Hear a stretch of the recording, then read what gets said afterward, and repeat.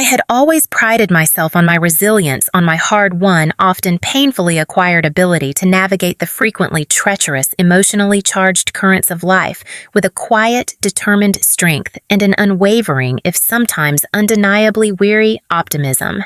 My name is Lisa Monroe, and for the past 5 long, challenging, yet ultimately transformative years since the final agonizingly painful severing of a tumultuous, emotionally exhausting, and deeply damaging long-term relationship with a man named Mark Peterson, I had meticulously, painstakingly, and with a fierce protective maternal instinct, rebuilt my world and the world of my 2 precious children from the smoldering bitter ashes of that particular romantic inferno. I had poured every ounce of my available energy, every shred of my focus into raising my 2 wonderful children. Chloe, now a bright, perceptive, and occasionally far too knowing 16-year-old, navigating the hormonal minefields and social complexities of high school with a burgeoning, admirable grace. And Sam, my boisterous, sports-loving, and endearingly goofy 13-year-old son, whose boundless energy and infectious laughter were a constant, if sometimes chaotic, source of joy in our small, loving household.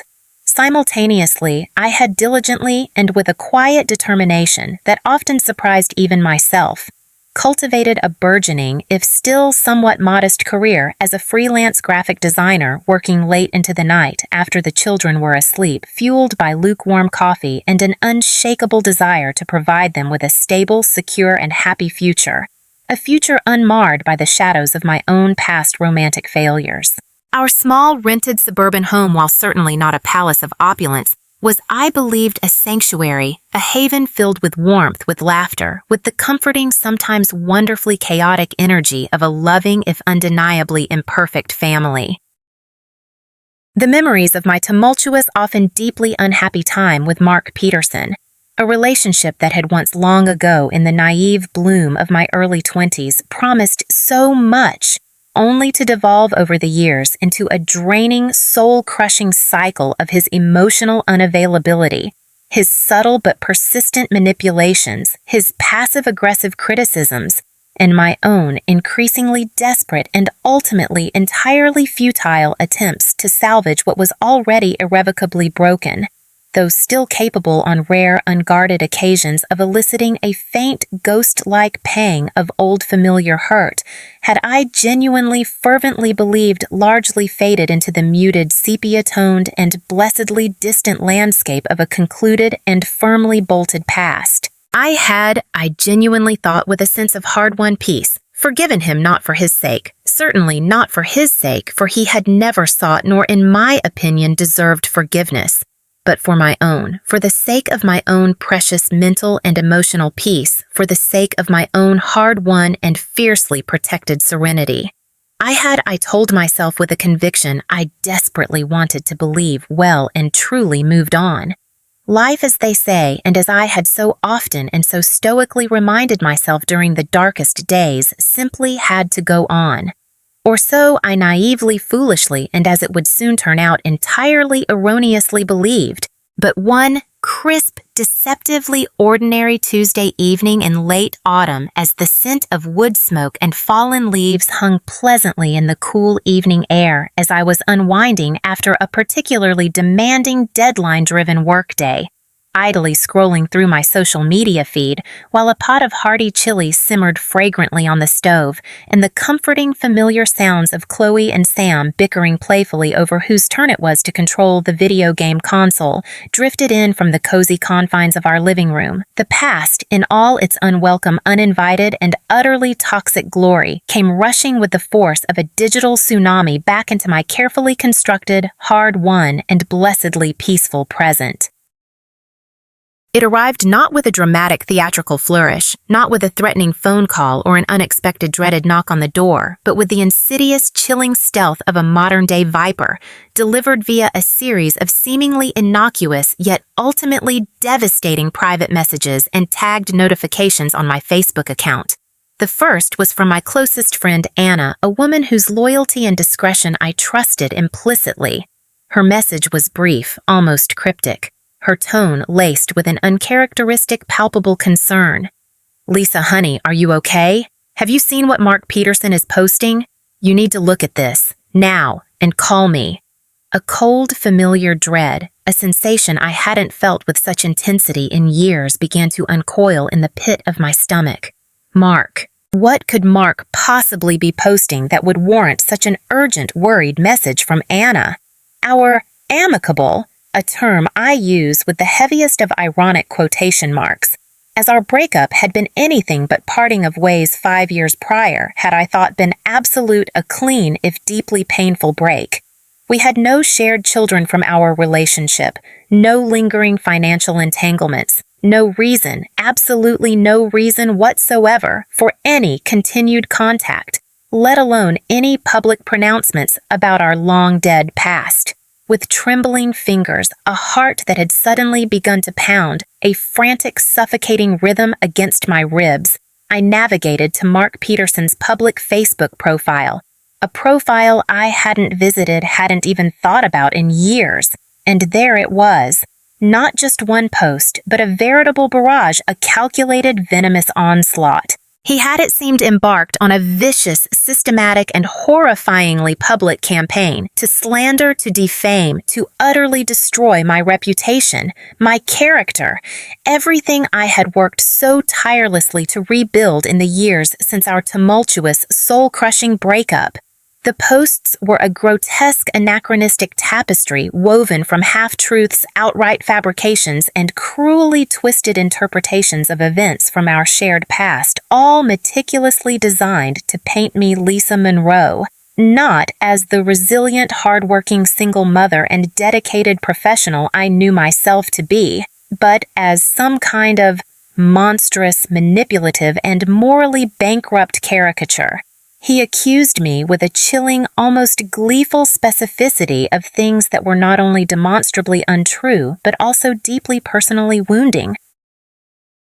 He dredged up long-forgotten arguments, private vulnerabilities I had once foolishly shared with him in moments of misplaced intimacy, and twisted them into damning proof of my supposed instability, my alleged deceitfulness, my purported inadequacies as a partner, and most cruelly, most unforgivably as a mother.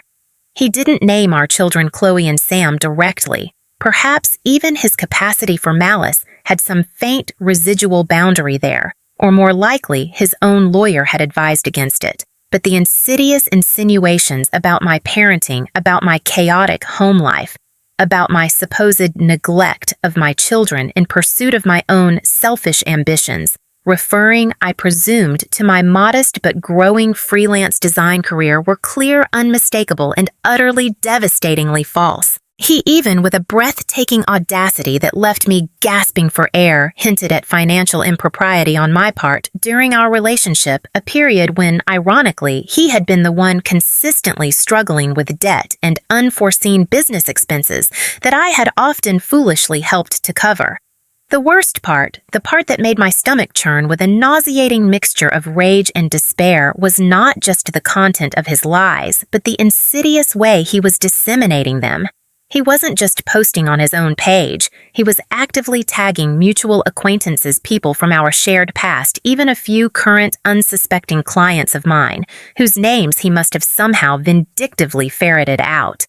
He was deliberately, methodically ensuring that his poison would reach the widest possible audience, that his character assassination would be as public, as damaging, and as humiliating for me as he could possibly make it. He was in essence trying to burn my entire world to the ground 5 years after our relationship had ended for reasons I couldn't, in that initial moment of shocked horror, even begin to fathom. I stared at the glowing screen of my laptop, my breath caught in my throat, my mind reeling, unable to fully process the sheer, unadulterated venom, the calculated, cold-blooded malice emanating from Mark Peterson's posts. It felt as though the carefully constructed walls of my hard-won peace, the very foundations of the new life I had so painstakingly, so resiliently built for myself and my children in the 5 years since our agonizing breakup, were crumbling around me, collapsing into a pile of digital dust and public shame. How could he? How could anyone, let alone someone I had once loved, someone with whom I had shared years of my life, dreams, vulnerabilities, be capable of such a cruel, such a baseless, such a profoundly damaging act of public character assassination. The questions swirled in my head, a chaotic, terrifying vortex of disbelief and a dawning, sickening horror. This wasn't just a case of an embittered ex airing a few sour grapes. This was a deliberate, systematic, and horrifyingly public campaign designed to destroy me, to obliterate my reputation, to poison every aspect of my personal and professional life. The specific accusations he leveled were a grotesque, almost surreal distortion of our shared past.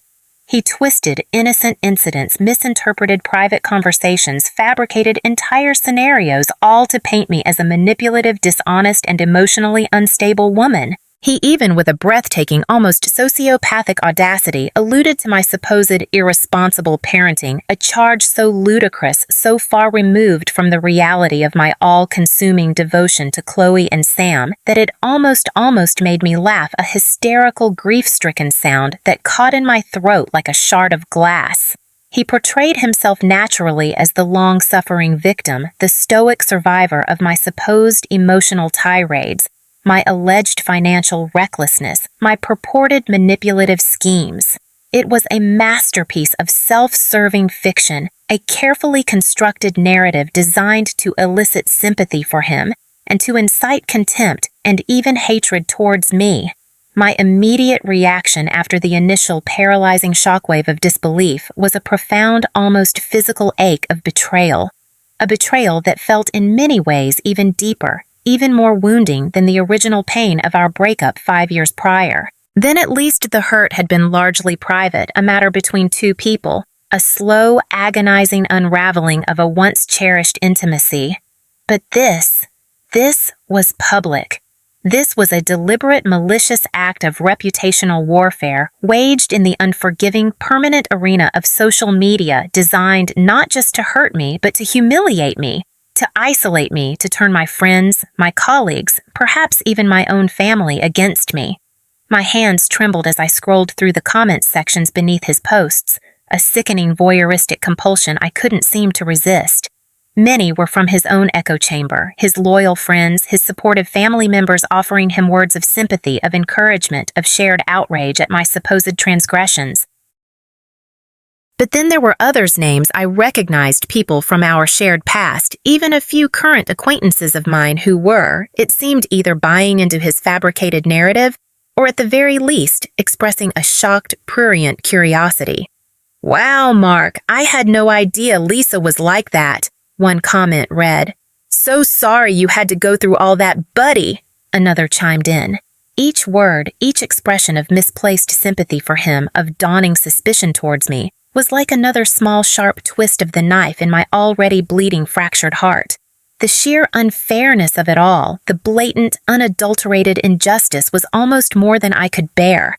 I had spent the last 5 years meticulously, painstakingly rebuilding my life, my confidence, my financial stability, all while single-handedly raising 2 wonderful children. I had focused on healing, on moving forward, on creating a positive, nurturing environment for Chloe and Sam, an environment free from the toxicity and emotional turmoil that had characterized the final agonizing years of my relationship with Mark.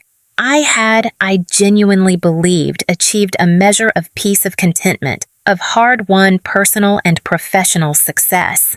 And now, with a few careless, venomous keystrokes, he was threatening to unravel it all, to drag me back into the mire of our shared unhappy past, to tarnish my present, and to potentially jeopardize my future. My first, almost overwhelming instinct was to engage, to fight back immediately, to post my own furious point-by-point rebuttal to his lies, to expose him for the manipulative, narcissistic charlatan he truly was. But a small, cooler, more rational voice in the back of my mind, a voice honed by years of navigating difficult personal and professional situations, cautioned restraint. Engaging with him on his level in the public mudslinging arena of social media would likely only add fuel to his fire, give his fabricated drama more oxygen, and potentially make me look just as unhinged, just as desperate as he was trying to portray me. No, I needed to be smarter than that. I needed to be more strategic. But the pain, the sheer, unadulterated agony of his betrayal the second, and in many ways more devastating betrayal, was a physical weight, a crushing, suffocating presence in my chest. My carefully constructed world, the one I had fought so hard to build, the one I had believed was finally blessedly safe and secure, felt as though it was once again terrifyingly, inexplicably collapsing around me. The ghosts of yesterday ghosts I had thought long since vanquished had not only resurfaced, they had returned with a vengeance, armed with new, more insidious weapons and a chilling, unwavering determination to destroy me. The question that screamed in my mind over and over was not just how he could do this, but why. Why now? After all these years of silence, of apparent indifference, what could possibly have motivated such a vicious, unprovoked, and potentially life-ruining attack?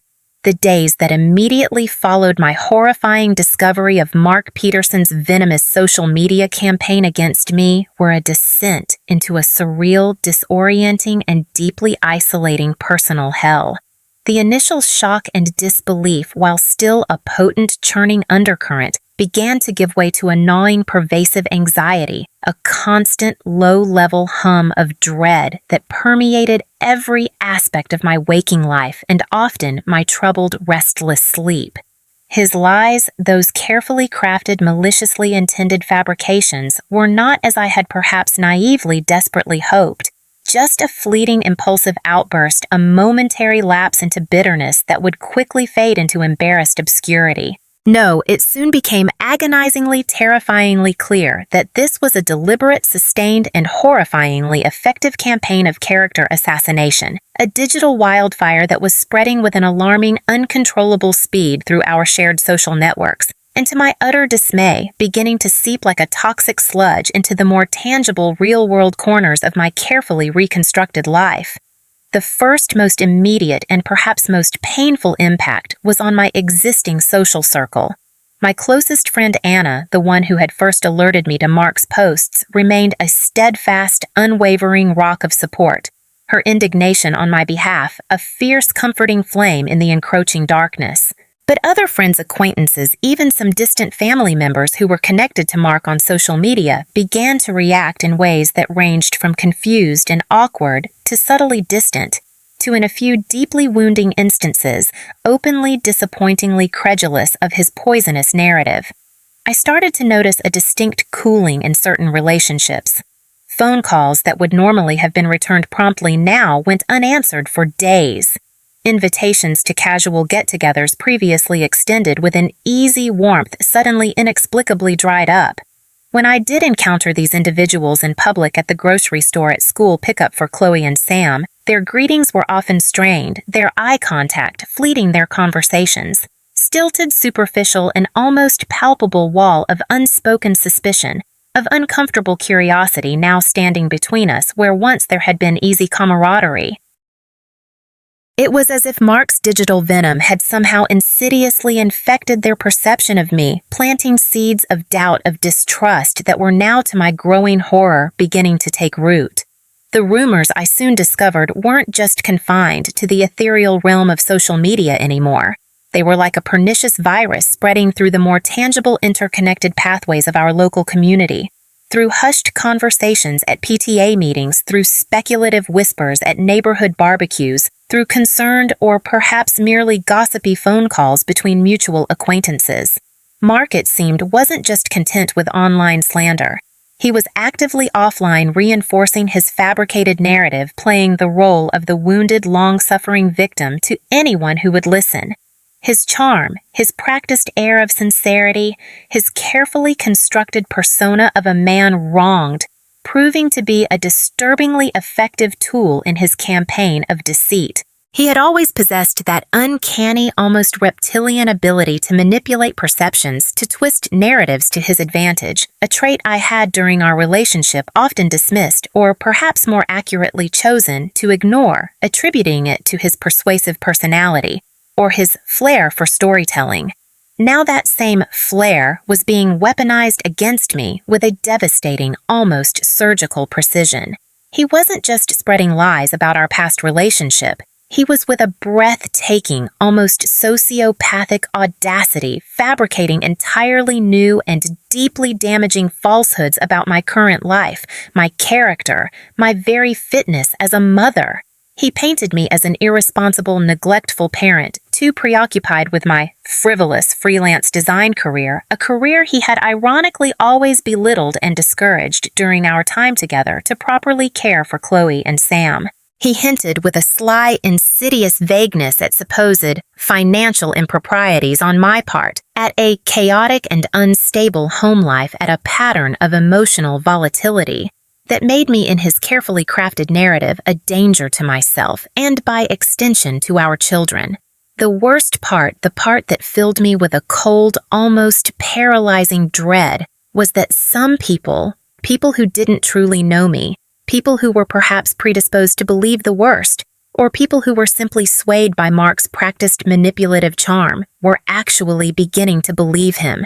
The stress of this relentless, insidious assault on my character, my reputation, my very identity was becoming almost unbearable. I found it increasingly difficult to focus on my work, my concentration shattered by the constant gnawing anxiety, by the endless loop of his lies replaying in my head. My sleep was plagued by nightmares, vivid, terrifying scenarios in which his accusations were universally believed, in which I lost everything, my friends, my career, even in my most terrifying dreamscapes, my children. I felt as though I were living under a constant suffocating siege, every aspect of my life, my hard-won peace, my fragile security under direct, unprovoked, and increasingly vicious attack. But I refused with every fiber of my being to let his lies, his venom define me or destroy the life I had worked so incredibly hard to rebuild for myself and for Chloe and Sam. I knew with an unshakable certainty that burned like a defiant flame in the deepest recesses of my soul that I had to do something. I couldn't just sit back a passive victim and allow Mark Peterson to systematically, maliciously dismantle my life piece by painstakingly reconstructed piece, without consequences, without a fight. The insidious, pervasive nature of Mark's slanderous campaign began to manifest in increasingly tangible and deeply distressing ways, extending its poisonous tendrils beyond my immediate social circle and into areas that threatened the very foundations of the life I had so painstakingly rebuilt. My freelance graphic design career, a source of both professional fulfillment and crucial financial stability for my family, started to suffer. 2 long-standing clients with whom I had previously enjoyed excellent working relationships suddenly and without clear explanation put upcoming projects on hold indefinitely. Another potential new client, after an initially enthusiastic series of meetings, abruptly ceased all communication, their final curt email vaguely alluding to unforeseen concerns regarding your professional standing that have recently come to our attention. While no one directly cited Mark's venomous online pronouncements, the timing was too coincidental, the implications too chillingly clear. His lies were not just social gossip. They were actively, demonstrably beginning to sabotage my ability to earn a living to provide for my children.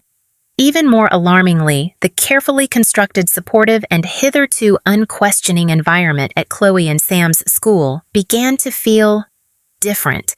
I noticed a subtle shift in the demeanor of some of the other parents at PTA meetings, a new, almost wary distance in their interactions with me.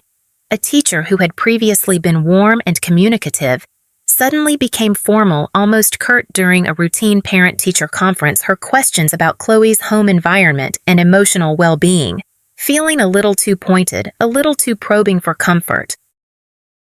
Had Mark, in his unconscionable quest to destroy me, actually stooped so low as to try and poison the well at my children's school, to cast doubt on my fitness as a mother, in the very institution entrusted with their care and education? The thought was almost too monstrous to contemplate, but given his escalating pattern of malicious behavior, it was, I realized with a fresh surge of protective maternal fury, entirely terrifyingly plausible. Chloe and Sam, bless their innocent, resilient hearts, were. I tried my utmost to shield them from the worst of it, but they were not entirely oblivious to the storm raging around their mother. They were perceptive, intelligent children. They saw my increasing stress, my sleepless nights, the hushed, worried phone calls with Anna. Chloe, my bright, observant 16-year-old, even confronted me one evening, her brow furrowed with a concern that belied her years. "Mom, what's going on?" she'd asked, her voice quiet but firm. Is it about Dad? I saw some really mean stuff he posted online. Some of my friends saw it too. It's not true." "Is it, Mom?" None of it.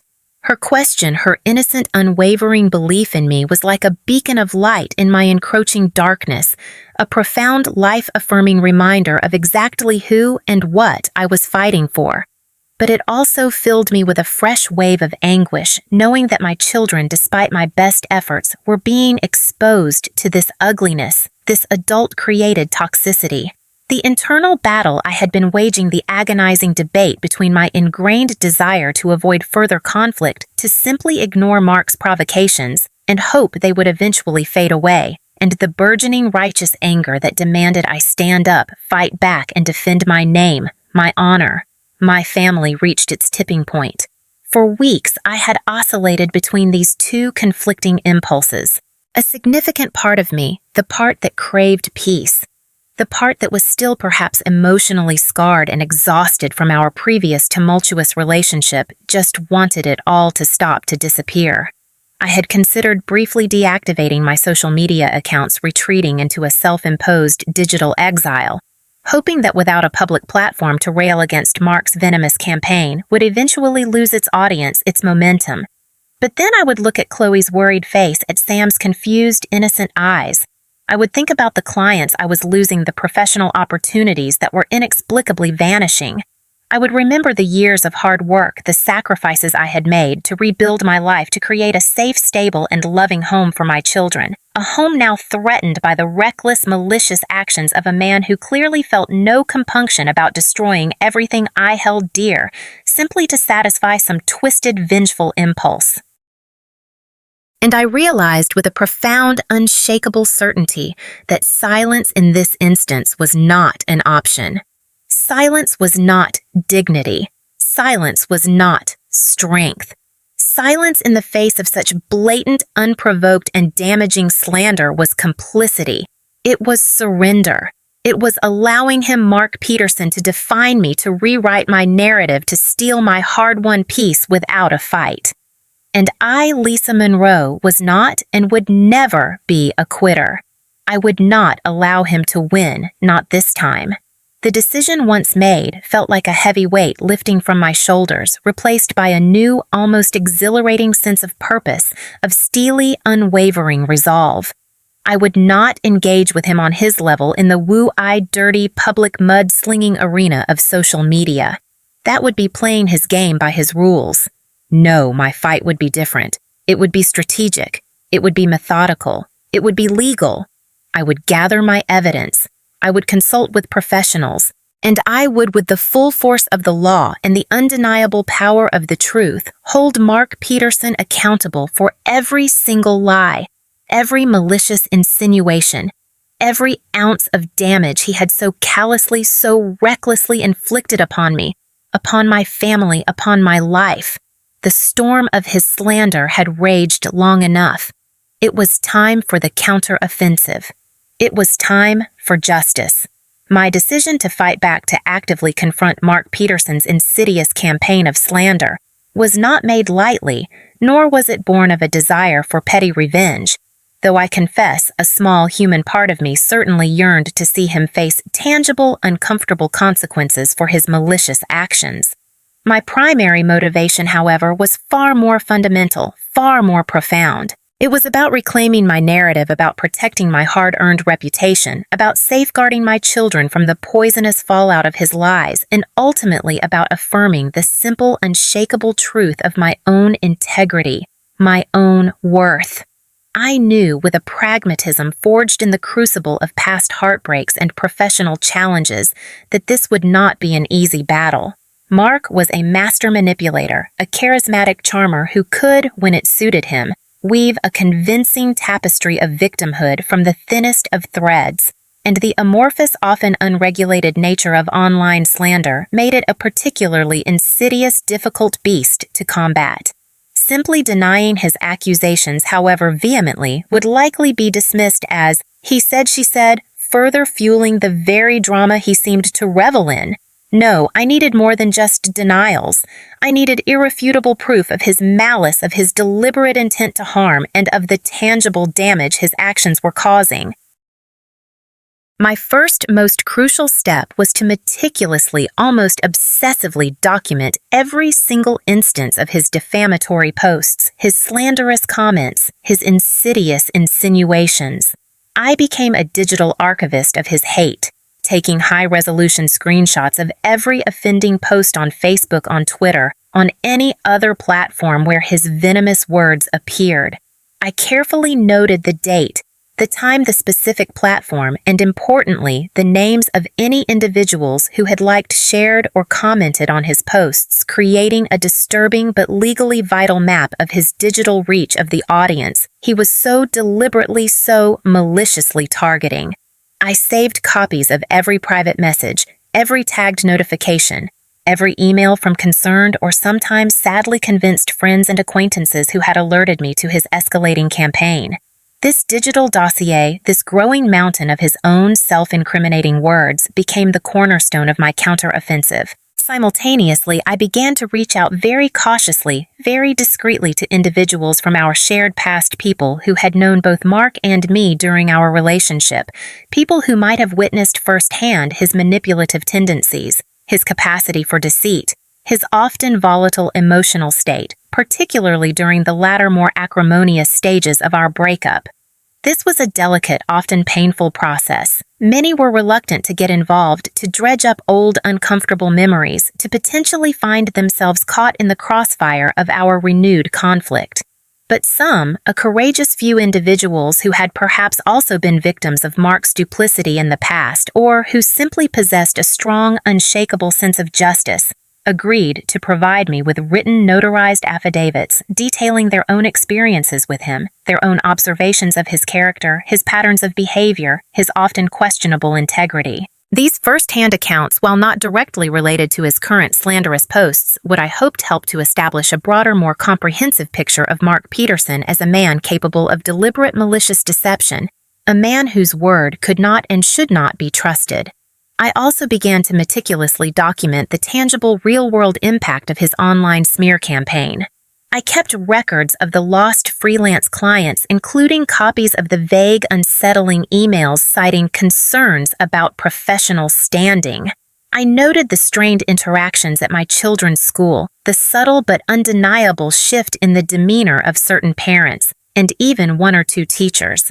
I even, at the reluctant suggestion of my friend Anna, started a private journal detailing the emotional distress his actions were causing me. The sleepless nights, the constant anxiety, the feelings of public humiliation, the gnawing fear for my children's well-being. While deeply personal and often agonizing to write, Anna, who had been through her own bruising legal battles, assured me that such contemporaneous documentation of emotional harm could be invaluable in any future legal proceedings. But I knew that my own efforts, however diligent, however meticulous, would not be enough. I was an amateur in this complex, treacherous legal arena. Mark, I suspected, likely believed I wouldn't have the resources or the fortitude to truly challenge him in a meaningful, legally binding way. He was once again about to underestimate me. Through Anna, who had a cousin working as a paralegal in a well-respected downtown law firm, I was referred to Mr. Arthur Finch, a seasoned, highly regarded, and reassuringly expensive litigator who specialized in defamation, slander, and reputation management cases. Our initial consultation in his imposing book-lined office was both daunting and strangely empowering. Mr. Finch, a man in his late 50s with a shock of silver hair, piercing blue eyes, and an air of quiet, unshakable authority, listened intently without interruption as I laid out my story, as I presented him with my meticulously organized and ever-growing dossier of evidence. He asked sharp, incisive questions, his legal mind quickly dissecting the nuances of Mark's online attacks, the potential legal avenues available to us, the strengths and weaknesses of our burgeoning case. "Ms. Monroe," he said finally, after nearly 2 hours of intense discussion, his gaze direct, unwavering. "What Mr. Peterson is doing is not just an act of petty post-relationship bitterness. It is, by any reasonable legal definition, a clear, malicious, and demonstrably damaging campaign of defamation and slander. His posts are false. They are being published to third parties, and they are undeniably causing you significant harm, both personally and professionally. We have a strong case, a very strong case." But he cautioned a note of grim realism entering his voice. "These types of cases can be protracted, emotionally draining, and often very public. Are you prepared for that, Ms. Monroe? Are you truly prepared to see this through, to face him, to face his lies in a court of law if necessary?" I met his gaze without flinching, the image of Chloe's worried face, of Sam's innocent confusion flashing in my mind, fueling my resolve. "Mr. Finch," I replied, my voice quiet but firm, imbued with a strength I hadn't known I possessed just a few short weeks ago. "I am not just prepared. I am determined. Mark Peterson has tried to steal my reputation, to poison my life, to hurt my children. He will not succeed. I will do whatever it takes, for however long it takes, to stop him, to hold him accountable, and to reclaim my good name. Whatever it takes." Mr. Finch nodded slowly, a flicker of something, respect, admiration, in his keen blue eyes. "Very well, Ms. Monroe," he said, a small, almost imperceptible smile touching his lips. "Then let us begin. Let us begin to forge the sword of truth that will, I assure you, decisively and very publicly slay Mr. Peterson's Goliathan edifice of lies." The battle lines had been drawn. The quiet, desperate investigation was over. The legal war, the public fight for my honor, was about to commence. With Mr. Arthur Finch, my formidable and reassuringly expensive legal counsel, now firmly authoritatively in my corner, the entire nature, the very complexion of my agonizing battle against Mark Peterson's insidious reputation-destroying slander campaign shifted dramatically, almost seismically. It was no longer just a solitary, emotionally draining, and often terrifyingly isolating struggle waged in the shadowy, uncertain trenches of my own fear, anxiety, and amateur detective work. It transformed almost overnight into a far more strategic, legally guided, and increasingly empowered offensive maneuver. "Mr. Finch, after meticulously, almost forensically reviewing my painstakingly compiled and ever-expanding dossier of irrefutable evidence, the voluminous collection of time-stamped screenshots of Mark's defamatory social media posts and comments, the saved copies of his venomous private messages to mutual acquaintances, the notarized witness affidavits from courageous individuals who had experienced or observed his manipulative and deceitful behavior, and the carefully documented heartbreaking evidence of the tangible financial and profound emotional harm his relentless actions were causing to me, and by extension to my children, confirmed with a quiet, steely conviction that sent a surge of much-needed hope coursing through my veins, my own layperson's gut-level assessment. Mark Peterson's sustained, malicious, and demonstrably false online attacks constituted a clear, unequivocal, and eminently actionable case of defamation per se. Given the egregious nature of his false accusations regarding my fundamental character, my fitness as a mother, and my hard-won professional integrity, our first official and strategically crucial legal maneuver, as meticulously planned and expertly advised by Mr. Finch, was not to immediately rashly file a very public and potentially very messy lawsuit. A dramatic step, he cautioned, could in the initial volatile stages be protracted exorbitantly, costly, emotionally eviscerating, and might paradoxically further amplify Mark's already too loud platform for public mudslinging and self-serving victimhood. Instead, Mr. Finch, with a surgeon's precision, drafted a powerful, unambiguously worded, and legally unassailable cease and desist letter. This formal, almost chillingly polite legal demand was delivered directly and with considerable deliberate ceremony to Mark Peterson at his last known residential address, via certified mail requiring his signature upon receipt, ensuring he could not later claim ignorance of its contents. Copies of this same letter, Mr. Finch informed me with a grimly satisfied smile, were also, with a lawyer's strategic acumen, discreetly dispatched to Mark's current employer, a mid-sized accounting firm where I knew Mark placed a high premium on maintaining his carefully cultivated image of professional probity, and even more pointedly, to a few key influential individuals within his own somewhat insular social and professional circles, individuals whose good opinion, whose respect we knew he valued, or at least desperately craved. A subtle but crystal-clear signal that his private malicious actions were not in fact occurring in a vacuum, were not going unnoticed by those whose judgment mattered to him, and would, if he persisted, have far-reaching and deeply unpleasant personal and professional consequences. The cease and desist letter itself was, I thought, a veritable masterpiece of polite but ice-cold, legally potent prose.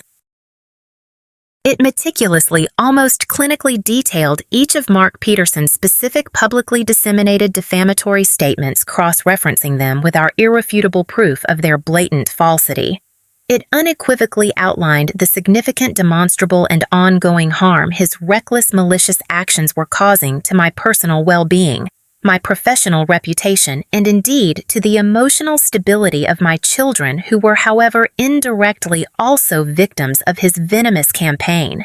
And it formally, and with the full unyielding weight of impending legal action, demanded not only the immediate, unconditional, and permanent cessation of all such slanderous and harassing communications, both online and offline, in any form whatsoever, but also, and this was the part I knew would sting his narcissistic pride most acutely, a full, public, and unequivocal retraction of all his previous false and defamatory statements.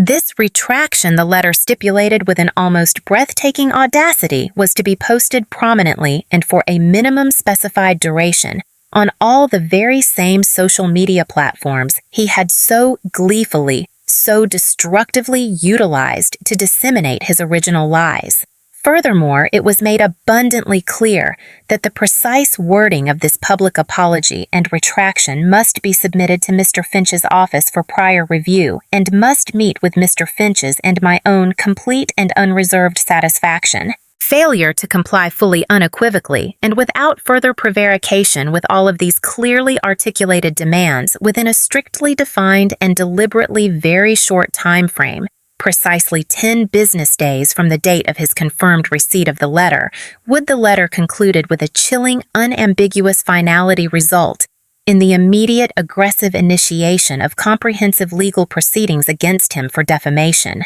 slander, intentional infliction of emotional distress, and any other applicable torts, seeking not only substantial monetary damages, including punitive damages for his malicious intent, but also a court-ordered permanent injunction to silence his poisonous tongue legally and effectively forever.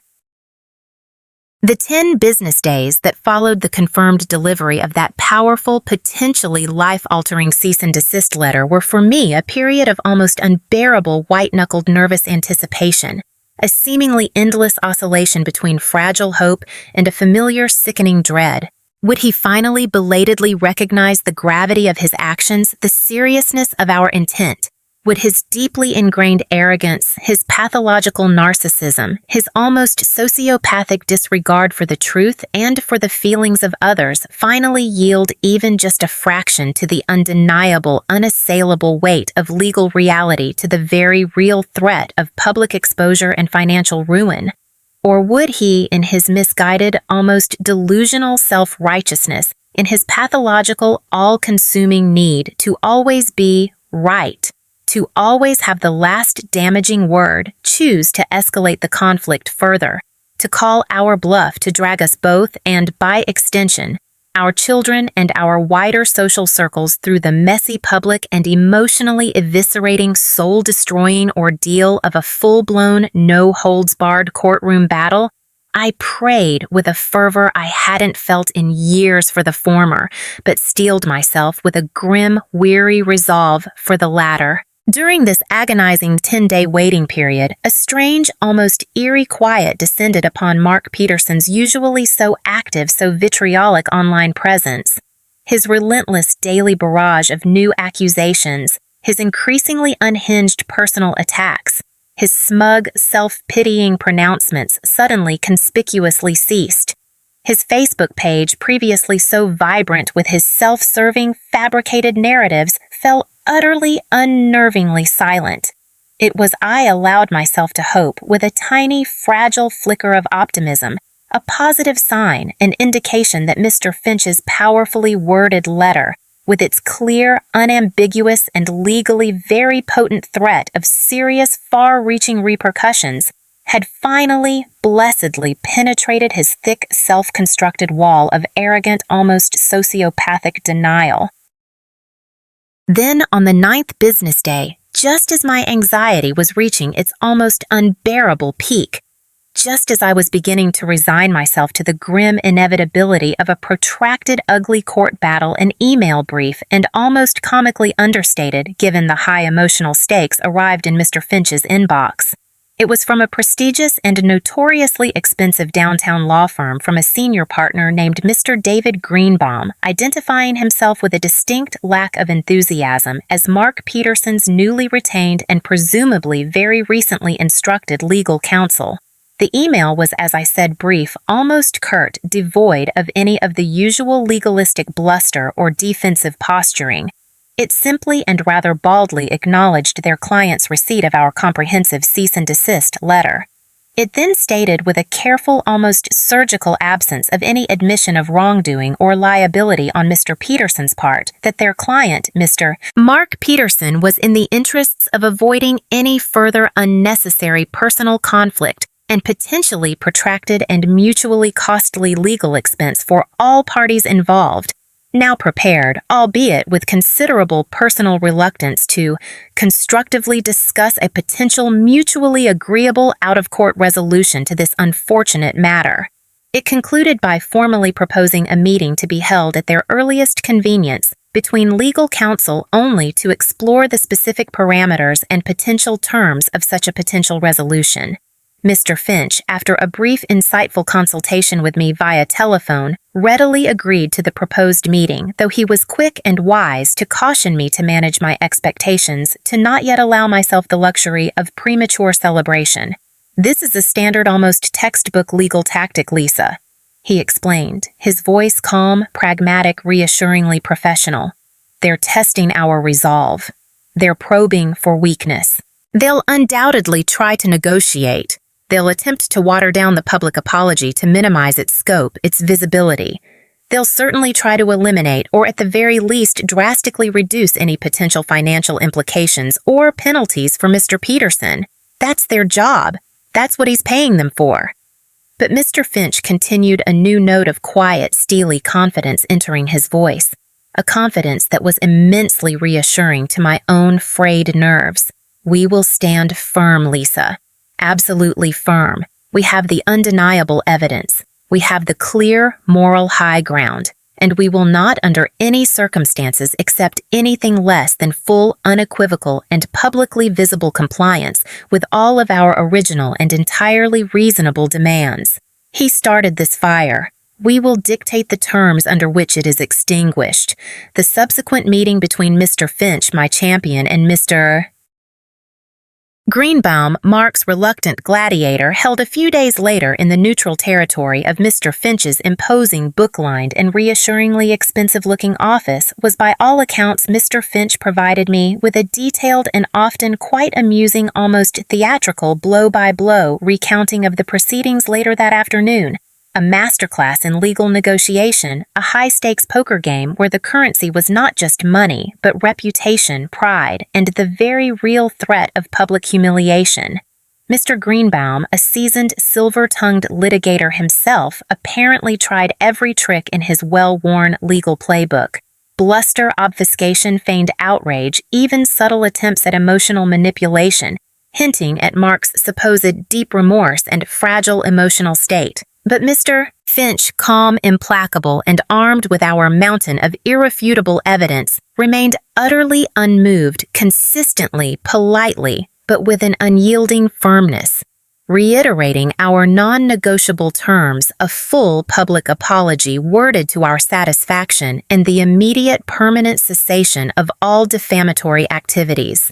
The turning point Mr. Finch recounted with a small, almost imperceptible but deeply satisfied smile came when he calmly and with a chilling, almost casual professionalism informed Mr. Greenbaum that if a satisfactory agreement on the public apology was not reached and signed by the close of business that very day, he was under my direct, unequivocal instructions to immediately file our comprehensive and very detailed defamation lawsuit, first thing the following morning. A lawsuit, he added almost as an afterthought, that would not only seek substantial monetary damages, but would also necessarily involve the public disclosure of all our meticulously gathered and deeply embarrassing for Mr. Peterson evidence, including the witness affidavits, and he hinted with a lawyer's practiced subtlety, certain other potentially even more damaging personal materials that Ms. Albright, our private investigator, had incidentally uncovered during her thorough background inquiries. That apparently was the final decisive straw. The prospect of having his already tarnished reputation further and very publicly shredded in open court, of having his private less than savory life choices potentially exposed to the world, was clearly a price Mark Peterson, even in his arrogance, was not prepared to pay.